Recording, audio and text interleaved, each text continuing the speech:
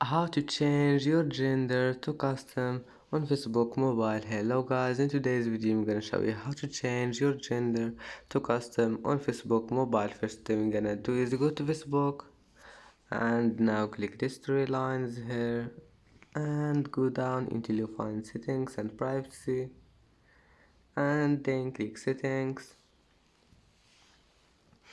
and then go down and you will find here this one, profile information, and click this one, edit,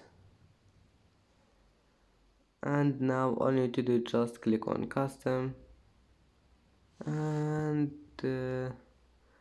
click on custom and click save,